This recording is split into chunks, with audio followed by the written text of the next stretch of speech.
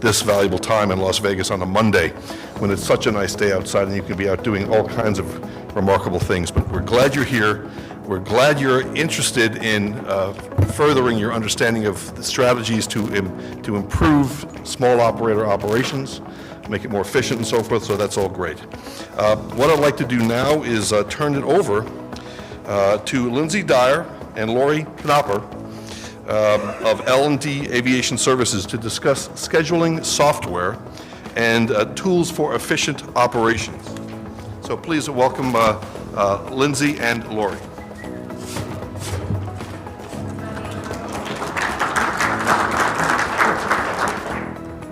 Thank you. There we go. Perfect. We are not public speakers, paid public speakers, so we're going to do our best here. We have notes. Yes, we do. We sure do. So we are here to demystify the scheduling software.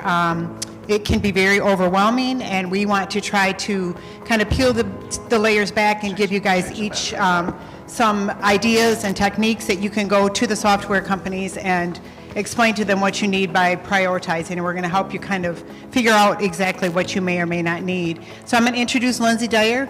She is a president and founder of LD Aviation, which we are scheduling and dispatching services for private aircraft, and we are experts in the scheduling anything for private aircraft. We really know. We've been in the business for a long time, and we work with a lot of different companies, and we are unbiased. We don't get paid by any of them, but we feel like we know quite a bit about the scheduling side of the industry. Yep. And this is Lori Knoper, and she's the Director of Operations for LD Aviation, and she handles a large majority of the day-to-day interactions between the clients and our team.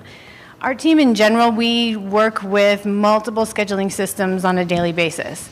So we're not particular to one. Of course, each department will has different needs, and so different scheduling softwares will work better for them. Okay, so a couple of things we're going to go over. Why do you need software in the beginning? Like, why should you pay for that? We're going to talk about a couple of the costs versus some of the benefits. We're going to talk about how to choose the right one for your department. We're going to talk about some of the options that are out there.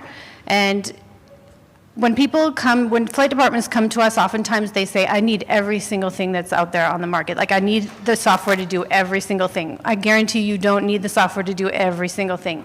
You have to figure out exactly what your flight department is doing and needs, and then purchase the software based on those needs. Don't over-purchase, but don't under-purchase either. And I think I'm going to tag on to what was mentioned in the last presentation as well, is data collection and efficiency. We really feel like that is a really primary focus on scheduling software. Is security and Two-factor. Tag team each other here. Or do you need Citrix? There's different security things and levels that you guys need or may not need. Who is sitting next to you may need something way different than what you need.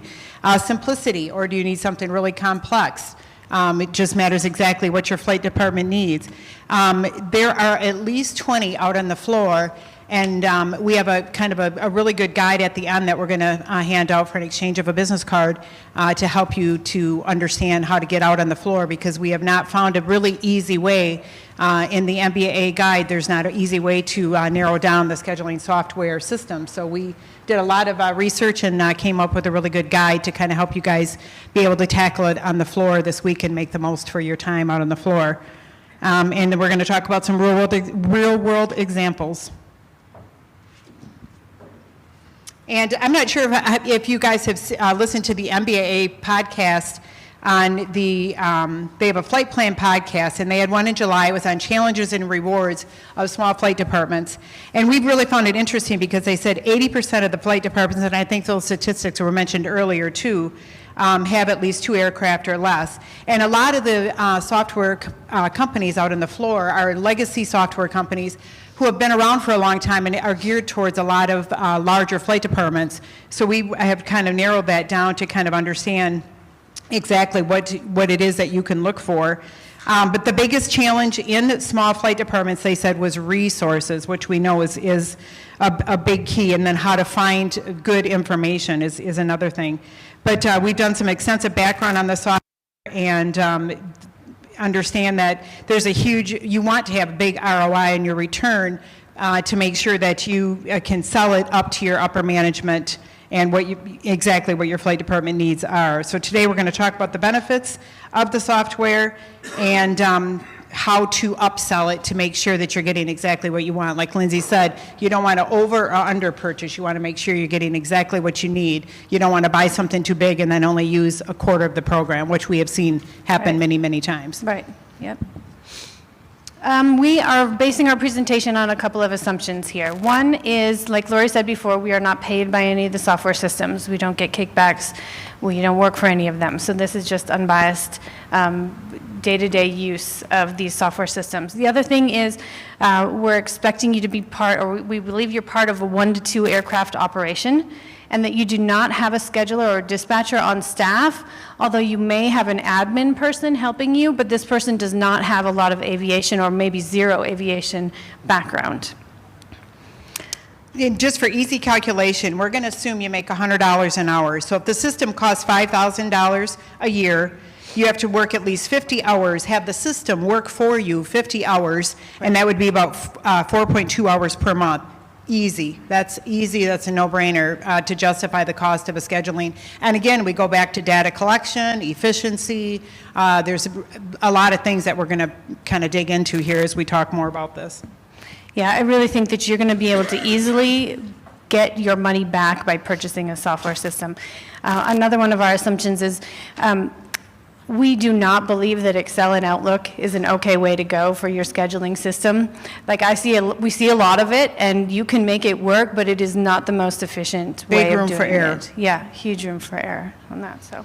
And a lot of duplicate effort as well when you do an Excel or Outlook or any of that. Yep. Sorry, go ahead. We have a polling question. So if you guys have not registered for the app, you have to sign in to the app now, and then you can hands here. But we want to know how many people have a scheduling software and not including Outlook or Excel.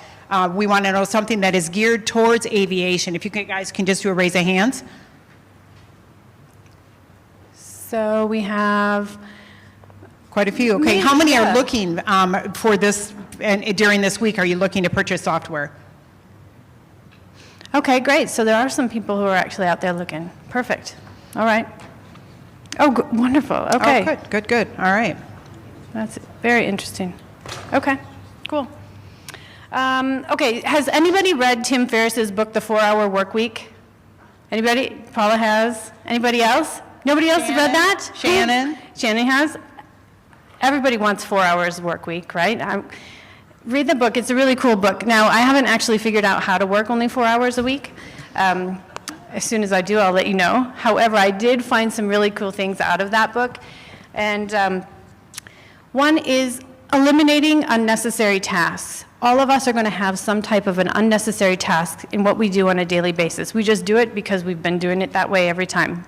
But we need to figure out, do we really need to do that task? And there's a checklist, but sorry to jump in here. We gave you a checklist on your sheet, and we really feel like that's a really helpful way for you guys to prioritize. You can take the checklist if you're looking at software and help eliminate, delegate, automate, and figure out exactly what software company is going to be best for your flight department. We just kind of narrowed it down by things that we felt were really critical, important to flight departments. Maybe, maybe yours doesn't need that particular line item, but we felt like we tried to make a really broad cover sheet there to cover all the aspects. Yeah, so anything on that sheet that you can eliminate, put an E by it. The next one is leveraging technology to automate tasks. There's a ton of technology out there. New stuff is coming on the market all the time. Leverage those things so that you don't have to spend time doing data entry by hand. And the last thing is delegating work. So I understand that all of you guys can probably schedule and grab fuel and pick out your airports really well. But if you delegated some of those tasks to somebody who may do that on a daily basis, it would free up time for you guys to work on perhaps the SMS program, which I didn't see a lot of people raising their hands as having that done. You could be working on your FOM, you could be working on an ERP, stuff that's really important. And maybe you as Director of Aviation may be the only person who can do that for your flight department. delegate some of these scheduling tasks out to somebody else. So we're going to try and help you separate all these different tasks into eliminate, automate, or delegate. And yeah, you can use your checklist. I think we have another polling question. Here, let me move it. Oh, no, sorry. We got that. I think. So we're going straight actually into eliminate, sorry. Okay, so paper flight logs. Let's just eliminate these paper flight logs right off the bat. That's a big thing. A lot of people are still using the paper flight logs. Let's get it into a scheduling system, make it fast, make it efficient. Airport selection. You don't have to, you can set up parameters in your scheduling software where it will only allow you to select airports that are usable for your aircraft. No more sifting through maybe 3,000-foot runways that might not work for your aircraft. Whiteboard. Does anybody have a whiteboard still? Please say no, but if you do, okay, it's time to move away from the whiteboard. One, it's just not efficient, data collection. You need to be able to allow more people access to your schedule, more people access to what maintenance needs to be done. Put it into a scheduling software, and I think everybody will, your whole department will appreciate it.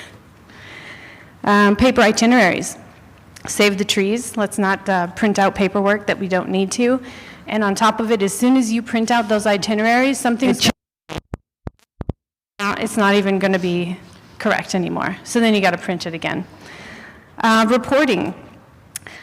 If you use a scheduling software, you should be able to eliminate the majority of your hand-entered data entry. Fuel pricing.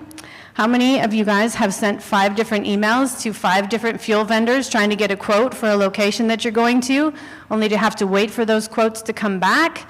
You check them out, you figure out who's the cheapest. Now you have to send an email again to request the release, and then you have to wait for that release to come back. I don't know if you know, but many scheduling softwares have that built right into it, and it will take 1 minute. It's way more efficient.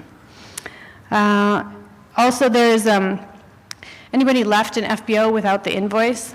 Had to call back and figure out, hey man, where is that, my invoice? And sorry, accounting's not in right now. And you're like, well, I really would like to do my expense report and my P cards, and you can't do it because somebody's not in. Some of these scheduling softwares have an auto button where they will automatically go out and send an email to the accounting department and say, can you send me my email? Or I'm sorry, send me my invoice. And within 48 hours, you just have that back into your email account. Because it's never going to happen on the first call. You're going to have to make 3 calls. Right, it's going to make 3 calls, definitely. So hopefully you found something on that list that you can eliminate. Okay, we have another polling question. So if you have your app ready, we are wondering what's the most important feature in a scheduling software? Is it price? Is it security? If you guys could answer that, is it tracking duty times? Is it mobility? Yeah. Mobile access. Is it integration? There's a lot of integration companies that work well with a lot of software. Mm-hmm. Is it price? You guys raise your hand. Is price a big deal? Security? No. Security, that should be a big deal. That should be a big deal. This is a lot of data. And sending stuff Outlook and Gmail or Excel. I don't want my passport number sent through an Excel spreadsheet, that's for sure. Yep, agreed. Okay, well, we're not getting too many people to respond to that one. Okay. All right, we'll just switch on then to the automate. Okay. Reporting. Anybody have to send in reports to accounting, maybe? Send in, yeah, I'm guessing that happens to everybody. So oftentimes scheduling software can automatically report on this. You can put it for the 1st of the month, you can put it for the 5th of the month, and it will send out these reports auto-generated over to accounting, it'll send it to maintenance, it'll send it to your FBO. If you want pull-out times set up, you can have an automatic report showing every time you're departing. This automates a lot of hassle. No more having to generate a PDF, name it, attach it to a document, email it back out to the right people. It just is done automatically. Super great automation. Passenger profiles. If you have a passenger that has an allergy or some type of a preference, all this stuff goes right into the scheduling software, and then every time you schedule that person, it's going to pop up a little window. It says, hey, this person is allergic to nuts. If you do this on an Excel spreadsheet and you miss that and you put nuts on the airplane, that can be a big deal. That's going to be a huge issue. Basically, any notification, anything that has an expiration date on it, your scheduling software should be able to track and give you a warning. Sometimes it's hard to keep up with all of your, when are the medicals due? When is insurance due? When is your visa waiver program due? All of that can be tracked automatically in your scheduling software. Oh, here's one of my favorite ones, the UE times. So your data link provider most often times can send your UE times, including your fuel, right into the scheduling software. You can look at it and you're like, oh yeah, that looks correct. You hit verify and it goes off into your maintenance tracking program like a CAMP or a CMP. And that whole, if you can automate that whole process, it removes the possibility of mistakes. And I'm going to guess every once in a while you guys have a math mistake when you're doing it by hand. I know I've gone back through and fixed multiple just mistakes, math mistakes. Not that pilots usually make mistakes, just every once in a while. Some of the integrations, we've got Fueler Links integration that helps with your fuel. You've got a Flight Bridge integration that helps with notification on FBOs and itineraries. If you don't want to have to send your itinerary via email over to your passenger, there's a way to set it up so that your passenger can have access to those itineraries on their own, and they can print it whenever they want. Makes Or it not so- print it. Or not print Yeah, it. they can keep it on their mobile. Yep. Sure, and then they don't have to be asking you to do it.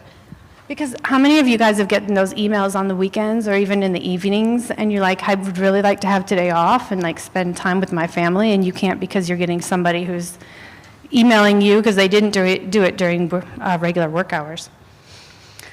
Automatic import of fuel prices now, not using the CSV reports too often. Now they're doing it via API, which is a login, a username and password. It's all your fuel pricing for your department at your fingertips, really. And one last thing you can automate is oftentimes in the software systems, you can email the FBOs directly from there, which eliminates the phone calls. And you have an actual written tracking that you've notified them that they're coming. So hopefully some of you guys found something you can automate off that list as well.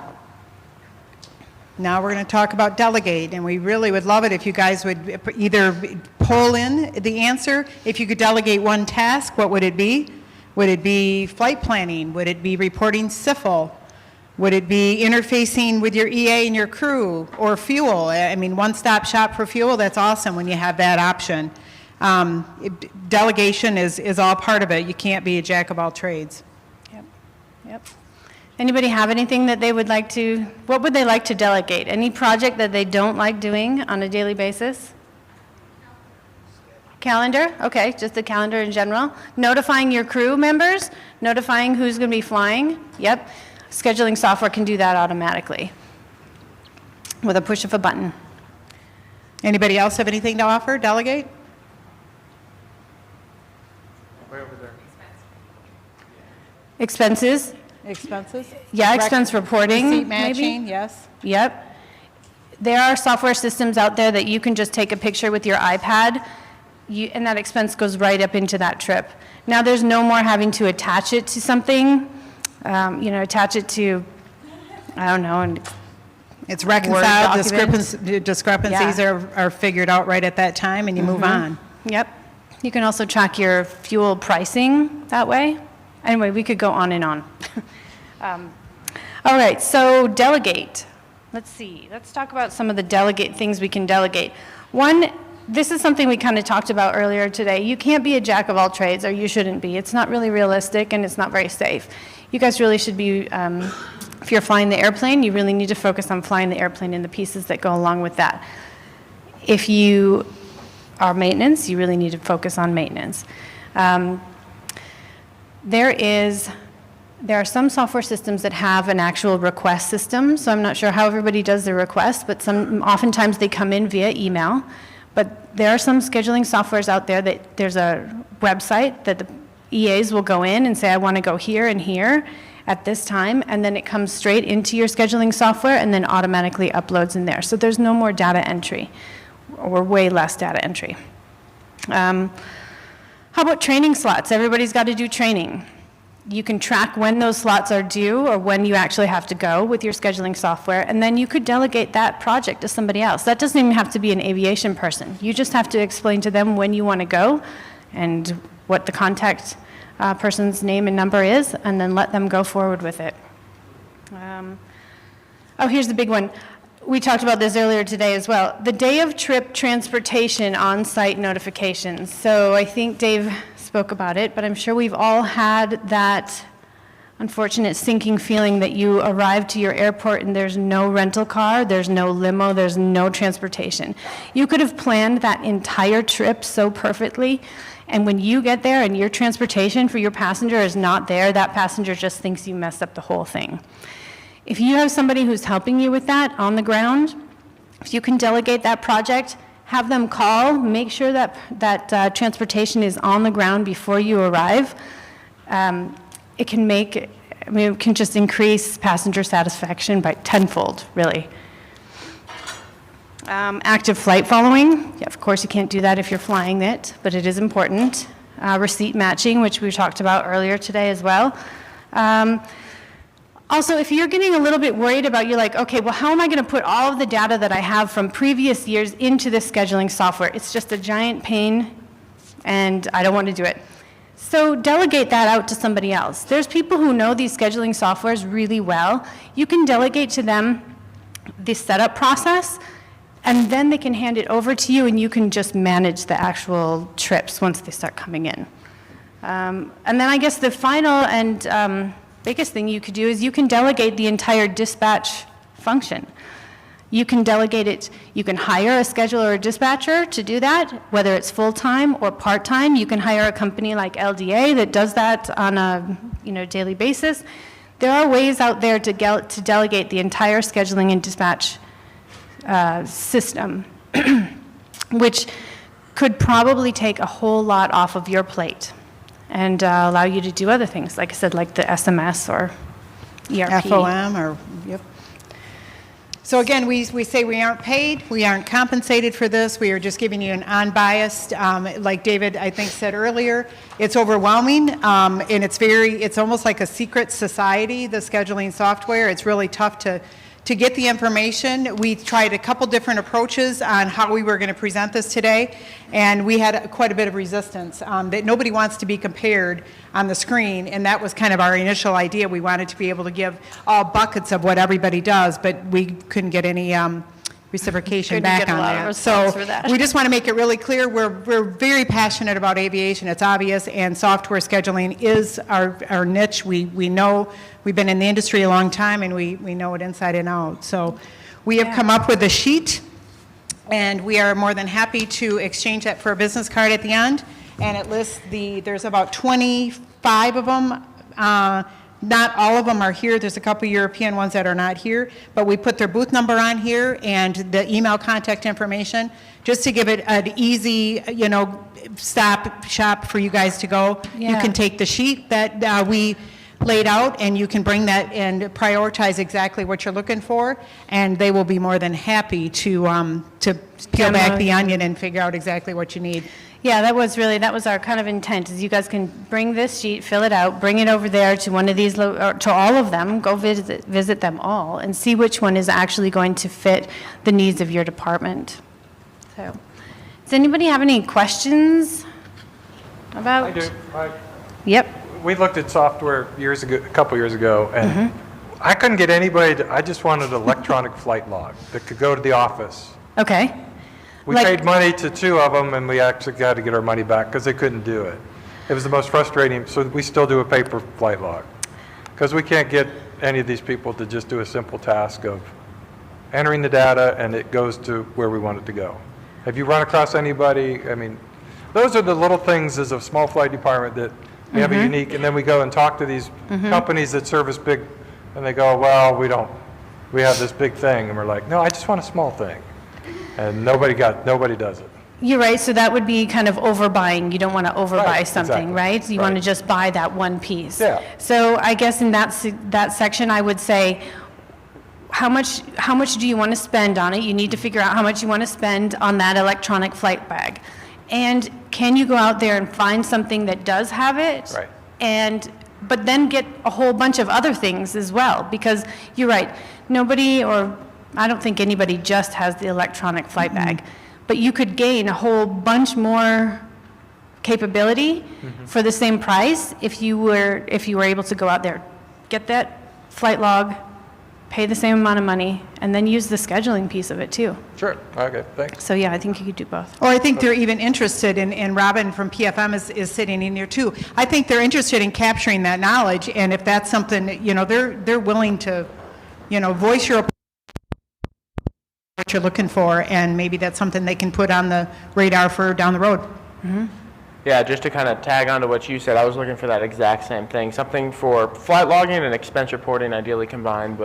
And I spent months reaching out to tons of people, and no one does just that. We ended up switching our whole software scheduling program to something that provides more, like you said, Right. that we really didn't know what we were missing until we started looking around.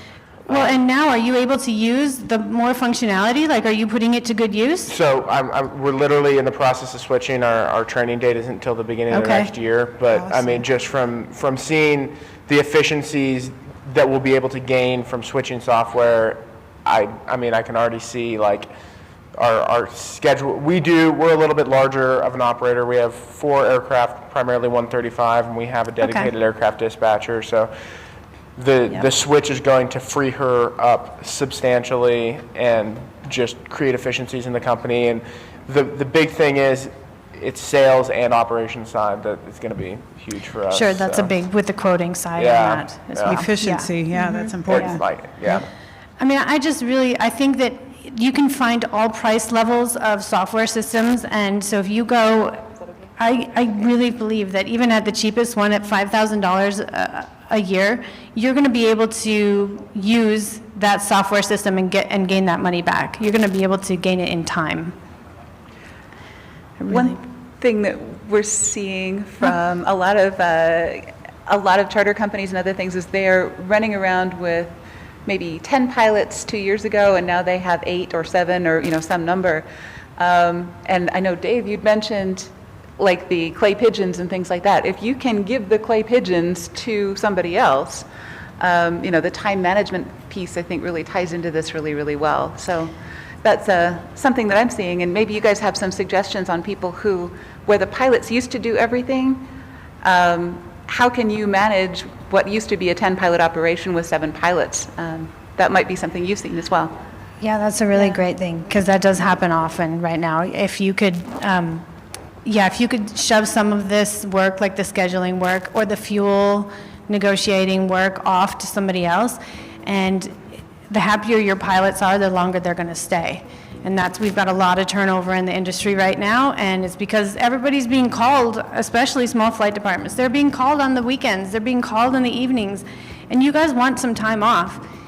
So delegate some of that. And employees are your biggest asset, definitely. Are we good on time? Yeah, okay. Any last questions? Okay, Lori, Lindsay, thank you very, very much. Wonderful. Thank you. Round of applause. Sir, you win the cup. Very good. Thanks for participating. Thank you very much. Okay, so there is just one question that I do want to ask about the scheduling software. We went from a whiteboard, which some of us fondly remember, the old whiteboard, to Excel, to software systems. Have you seen any kind of a case study or an example of how an organization has come from the whiteboard, you know, how they've, what's that song? I forget.